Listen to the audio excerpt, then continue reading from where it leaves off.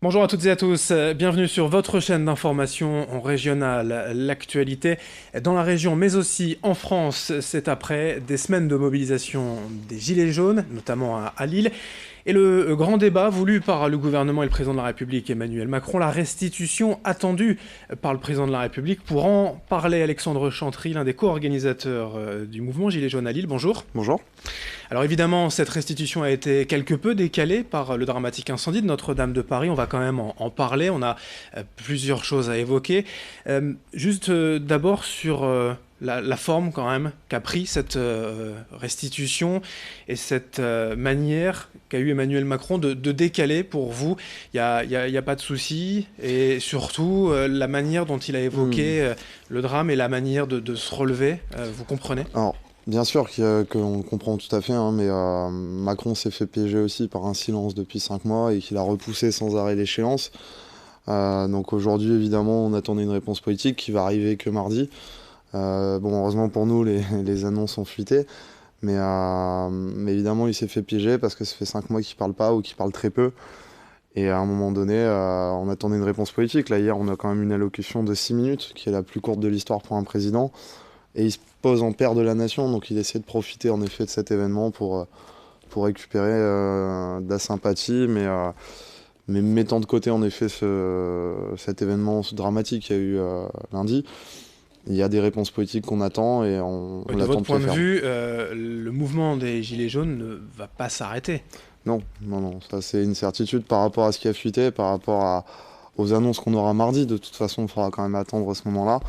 Mais il y a une certitude, c'est que le mouvement ne s'arrêtera pas. Nous, depuis un petit moment, on sait qu'on n'aura pas de réponse ni de satisfaction venant de ce président et de ce gouvernement. Donc Vous voilà, n'y croyez déjà plus en fait. tout à fait. Enfin, moi personnellement, puis une bonne partie du mouvement Gilets jaunes n'attend pas de réponse de la part du gouvernement parce qu'on sait que la logique politique dans laquelle ils sont est en désaccord profond avec nous, nos aspirations. Alors si on doit effectivement prendre quelques annonces tout de même, point par point, pour avoir votre sentiment. Voilà, on va commencer par ce qui était peut-être l'un des symboles, hein, forcément, les retraites, l'indexation. On avait voilà, la CSG en hausse, une frange de la population peut-être plus fragile. L'indexation pour les retraites moins de 2000 euros, votre sentiment? Ça, c'est une bonne chose, honnêtement. Par contre, dans le point, après, voilà, on attendra mardi pour être sûr de la précision de ce qu'il annonce. Mais j'entends pas parler de CSG. On remet pas en question la réforme des retraites qui va bientôt passer, dans laquelle tous les collectifs de retraités avec qui on a pu discuter sur l'île sont pas en accord. Donc voilà, c'est une bonne chose, mais c'est pas suffisant. Là où on voit aussi le mouvement qui a pendant plusieurs semaines demandé les RIC, hein, Mm. forcément, là il y en aura des locaux, si on peut dire. Qu'est-ce que vous en pensez? Bah, on le sait très bien aujourd'hui, les municipalités ont quasiment plus aucun pouvoir, donc un RIC local, ça a pas trop de sens, étant donné que nous, on demandait le RIC, voilà, avec un objectif clairement derrière de pouvoir rétablir des lois, de pouvoir proposer des lois, et aussi de pouvoir remettre en cause le mandat de certains élus, dont Emmanuel Macron.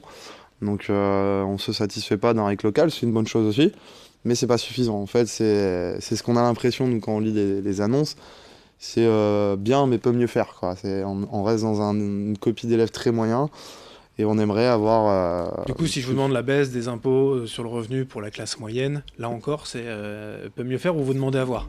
On demande à voir, peut mieux faire encore une fois, ça dépendra du calcul, parce que pareil, la baisse des impôts, ça sous-entend aussi des baisses de dotation aux services publics. Nous, on est pour le renforcement des services publics, notamment en petite campagne, en zone rurale. C'est pas en supprimant de l'impôt, en supprimant des cotisations qu'on va y arriver. Donc voilà, par contre, il parle de supprimer des niches fiscales, de ce que j'ai compris. Donc ça, c'est une bonne chose. Il faut voir quelle niche fiscale il parle, de quoi on parle réellement. Et bon voilà, on attend de voir. On attend de voir. L'autre symbole aussi, forcément, c'est l'ISF. On sait que Emmanuel Macron, il tient, hein, je crois, à la suppression de l'ISF. Vous aussi, vous y tenez à son rétablissement? On tient évidemment à son rétablissement. La suppression de l'ISF, ça a fait perdre 5,4 milliards dans le budget de l'État. Quand on voit la taxe carbone qui a été mise en place et pour lequel on était sorti dans la rue au début, c'était à peu près équivalent. Donc le retour de l'ISF, c'est tout à fait logique. En fait, on va dans une logique de justice sociale et fiscale. On aspire à ça. Et en effet, que les très grosses fortunes payent et contribuent comme les autres, c'est important. Donc là, en effet, il parle d'une consultation sur l'ISF. Bon, on sait que lui, il veut pas le remettre, quoi. Faut qu'il arrête de faire semblant, faut vraiment qu'il assume ses positions politiques. Nous, on voudrait le rétablissement de l'ISF, lui, il veut pas. Point barre. Il y a beaucoup d'impôts, la taxe d'habitation qui rapporte énormément aussi, plusieurs dizaines de milliards d'euros. C'est un autre débat encore, mais quand on met en perspective 4 à 5 milliards d'euros pour l'ISF, c'est peu en tout cas. C'est peu. beaucoup moins que d'autres impôts, mais c'est pour vous le symbole en fait. Mais clairement, c'est ça, c'est ce que j'allais répondre, c'est qu'avant toute chose, c'est un impôt symbolique. Et 5,4, ça reste quelque chose qui n'est pas à mettre de côté, quoi. Ça reste un budget qui est intéressant, avec ça on peut faire pas mal de choses. Oui, après il y a vraiment un fond symbolique à l'ISF, parce que c'est une tradition française que chacun participe selon ses moyens et reçoive selon ses besoins. C'est la vieille formule lorsque la sécurité sociale avait été lancée. Il faut à un moment donné que les grosses fortunes contribuent, tout simplement. Et jusqu'où il peut aller ce mouvement des Gilets jaunes? Un acte 50, 58, 100? Enfin, il n'y a pas de fin jusqu'à la fin du mandat, ça va encore durer 2-3 ans. On est dans un mouvement qui va pas répondre aux règles des mouvements sociaux habituels, parce qu'il s'est pas lancé autour d'une contestation d'une réforme en particulier, par exemple 2016. Ou d'une corporation. Voilà, c'est-à-dire que le mouvement en effet peut perdurer, il y aura peut-être un turnover entre ceux qui ont commencé, ceux qui ont pris en cours, ceux qui vont arriver encore, parce qu'on est persuadé, toutes les semaines on a des nouvelles têtes. Le mouvement s'arrêtera quand il s'arrêtera, mais aujourd'hui je pense pas qu'il s'arrêtera tant qu'Emmanuel Macron sera au pouvoir, ça c'est une certitude. Il y a aussi une défiance, pour pas parler de haine, juste de sa personnalité et de ce qu'il a commencé à mettre en place. Il récolte ce qu'il a semé, il a parsemé son parcours politique de petites phrases méprisantes, de petites phrases un petit peu où il se mettait vachement au-dessus de ce qu'on pourrait appeler le peuple. Il est logique que derrière il récolte ce qu'il sème, quoi, tout simplement. Aujourd'hui Macron c'est aussi un personnage très méprisant. Lorsqu'il y a une grosse mobilisation sur Paris, il va au ski le même week-end. C'est pas malin, quoi, tout simplement. Pour un personnage politique comme un chef de l'État, il y a des questions aussi à être stratégique, à être un petit peu malin. Là, il l'est pas du tout. Vous serez à Lille dans les rues samedi?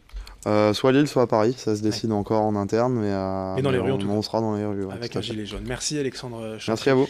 Co-organisateur donc du mouvement à Lille. Merci d'être venu aujourd'hui sur le plateau. Merci à vous de nous avoir suivis. Dans un instant, d'autres infos à suivre.